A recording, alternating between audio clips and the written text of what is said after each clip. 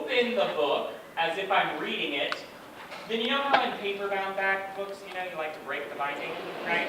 So I take it and I break the binding. WBON TV is here at the Madison County Extension Office, where something exciting is happening today. They're doing a training for the new voting systems that will be in place next Tuesday for primary nights. We talked to County Clerk Kenny Barger, who filled us in on all the details, including that we're one of only 2 counties across the Commonwealth that will be using these new electronic counting and voter registration systems.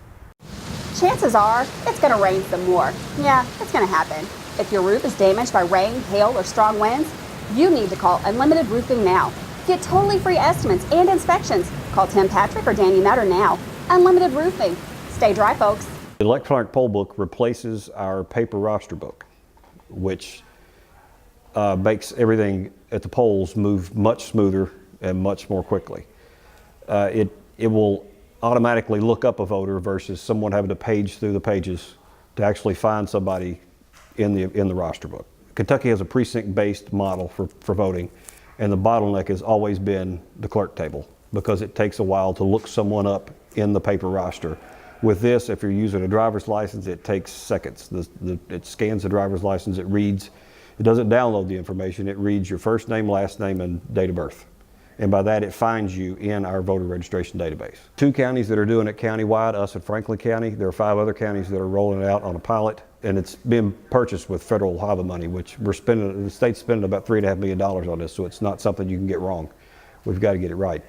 2 biggest upfront advantages. There's many things we can do with these in the future, but the 2 biggest upfront advantages is if you're at a big precinct and we used to have maybe 3 roster books, we divide those up alphabetically.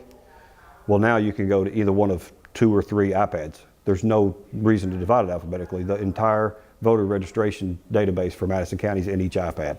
Now, if you scan your driver's license or they look you up by your ID, it tells them instantly that you're in the wrong precinct or you're in the right precinct. It cuts that time down from 5 to 10 minutes to seconds. As the trainings continued in the adjacent room, Barger also filled me in on exactly what will be happening on Tuesday at the courthouse for the primaries. We do all this work, we train 200 plus poll workers, and then we sit in the building and hope for the best. Because we're, as the Board of Elections, as a member of the Board of Elections, we are in session all day long and cannot leave. We have to have quorum all day in case anything goes wrong at the polls.